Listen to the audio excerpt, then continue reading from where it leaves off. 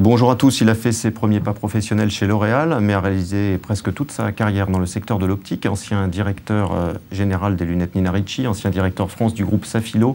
Il est depuis 1995 le directeur général délégué d'Atoll, le 4e réseau de magasins d'opticiens en France. Bonjour Philippe Perrard. Bonjour. Alors quelques chiffres clés pour resituer Atoll.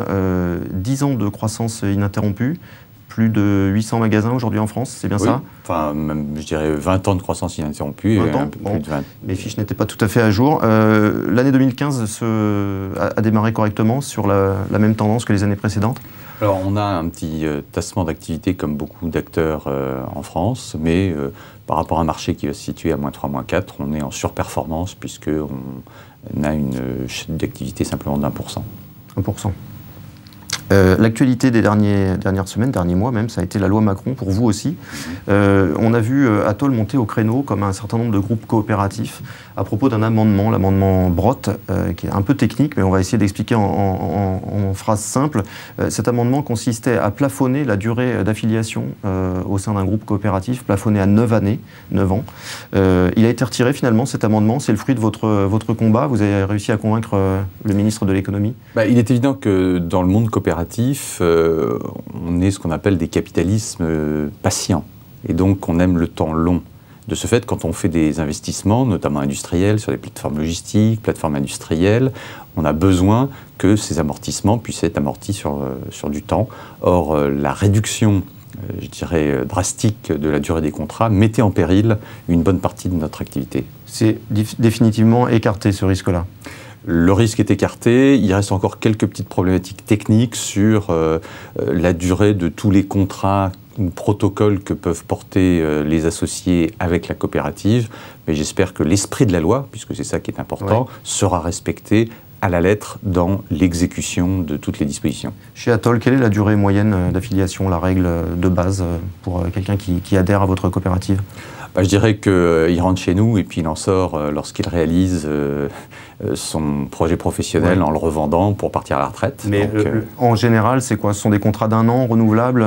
Alors nous, on a des contrats d'1 an renouvelables, effectivement. Je voulais vous faire parler, comme vous l'avez fait souvent, de votre fameuse usine de Beaune, une usine qu'a visité Emmanuel Macron fin mars, et qui a été érigée en exemple du Made in France. J'aimerais que vous nous réexpliquiez comment vous êtes parvenu à abaisser le coût du travail dans cette usine, qui est devenue le symbole de l'industrie Made in France. Alors en fait, notre problématique à nous, quand on a créé cette usine en 2007, c'était de pouvoir rivaliser avec la productivité et notamment les problèmes de coûts qu'on pouvait trouver loin de chez nous. Et c'était en Chine, à l'époque vous aviez délocalisé une partie de la production en Chine. Exactement. Et donc si vous voulez, pour nous, l'idée c'était de trouver comment on allait arriver au fil du temps à être compétitif par rapport aux usines chinoises, ce qu'on a réussi à faire. Alors ça a été long, là encore, puisque comme je vous l'ai dit, le capitalisme coopératif c'est du temps long, en l'espace d'une petite dizaine d'années, et en mettant beaucoup, je dirais, d'investissements robotiques, beaucoup d'investissements informatiques, eh bien on a réussi à faire avec la flexibilité du travail, puisque notre usine travaille en 3/8, 24 heures sur 24, on a réussi à baisser nos coûts, pendant que d'ailleurs, au bout du monde, les prix flambaient, puisque la main-d'œuvre n'a pas souhaité rester à des tarifs trop bas. Ça a été compliqué localement de faire accepter par les salariés cette flexibilité? Alors, pas tellement, parce qu'on a la chance sur ce site industriel d'avoir aussi mis tous les atouts de notre côté, que ce soit réfectoire, cuisine, salle de sport, salle de repos, de façon à ce que le collaborateur puisse, je dirais, s'épanouir dans son travail, et puis à côté, bien sûr, du travail. D'une façon générale, est-ce que vous sentez un mieux dans le climat des affaires? On voit que un certain nombre d'indicateurs vont dans le bon sens aujourd'hui, le début de reprise se confirme, mais vous, est-ce que sur le terrain, est-ce que quand vous rencontrez d'autres chefs d'entreprise, vous percevez un certain vent d'optimisme? Alors pour l'instant, pas trop, parce que notamment dans notre secteur qui est fortement attaqué, notamment par des compressions de prix, des réseaux de soins, et puis aussi le fait que notre coopérative est constituée de PME et de TPE, où la flexibilité de l'emploi n'est quand même pas encore totale. Et là, c'est vrai qu'on se rend compte que l'opticien, très souvent, chef d'entreprise, va rogner sur son propre salaire avant que de débaucher des collaborateurs avec qui il a fait 5, 10, 15 ans. Donc, il reste encore un petit peu de parcours à faire. Ouais, de ce point de vue-là, vous estimez que le train de mesures qui a été annoncé il y a quelques jours par le Premier ministre pour favoriser l'emploi dans les PME et les ETI, ce train de mesures va dans le bon sens? Oui, alors là, il faut être catégorique parce qu'on ne peut pas être non plus toujours à critiquer, à faire du French bashing. Ça va dans le bon sens, mais je pense qu'il faut encore continuer de façon à libérer les énergies créatives. Je le vois, moi, dans nos magasins, le problème, c'est quand vous commencez à avoir un seuil où vous dites « Ah bah, je pourrais peut-être embaucher un collaborateur supplémentaire », on se dit « Mais si jamais il y a une petite chute d'activité, qu'est-ce qu'on va faire? Qu'est-ce que ça va nous coûter pour nous séparer du collaborateur ?» Là encore, c'est trop coercitif pour le moment. Donc, s'il fallait se focaliser sur une mesure emblématique qui, à vos yeux, faciliterait la vie des chefs d'entreprise, des patrons de PME, d'ETI? Flexibilité du contrat de travail permettant effectivement, peut-être à l'instar de ce qui se fait pour partie aux États-Unis, de se séparer d'un collaborateur et de pouvoir le réembaucher tout aussi vite. Quand l'activité va mieux. Exactement. Un certain nombre de vos concurrents, et je pense notamment à Optical Center, est en train de généraliser des réseaux de soins, c'est-à-dire que un certain nombre de réseaux d'opticiens s'adossent à des mutuelles. Est-ce qu'Atoll va dans le même sens? Est-ce que vous êtes en train de nouer des contrats de ce type avec certaines mutuelles? Il est évident que c'est une lame de fond, ces réseaux de soins, notamment pour essayer de préserver leur rapport S sur P, comme disent souvent les assureurs. Pour ce qui nous concerne, nous restons extrêmement vigilants à la problématique de la santé oculaire. Il y a un risque latent de créer une médecine, ou plutôt un réseau de soins à deux vitesses.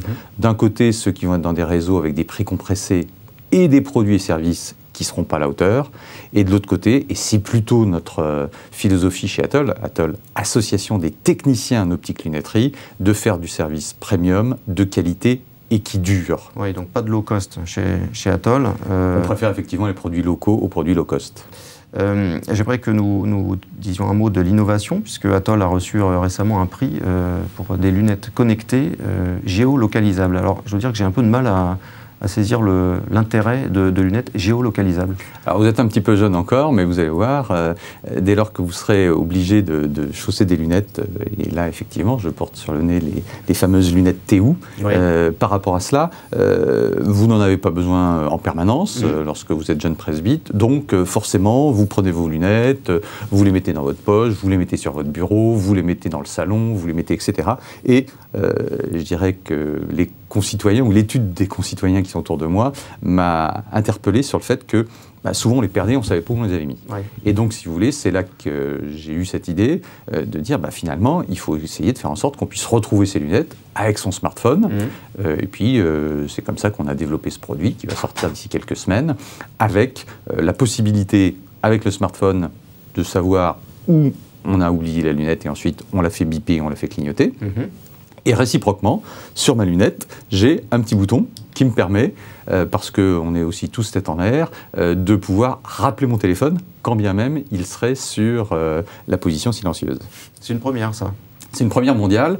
Je dirais, on a les Google Glass qui ont été un petit peu remis en cause ces derniers temps. Ouais. Et puis, pour ce qui nous concerne, je pense que ce sont les premières lunettes qui servent effectivement de lunettes, puisqu'on est lunetier de fabrication dans le Jura, avec ce petit plus qu'est la connectivité, cette connectivité qui va pouvoir demain nous rendre des services énormes.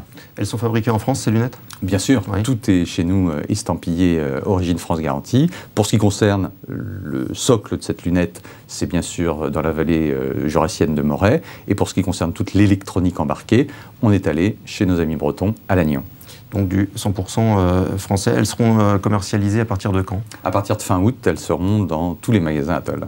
Merci beaucoup Philippe Perrin. À bientôt. Bonne journée. Merci.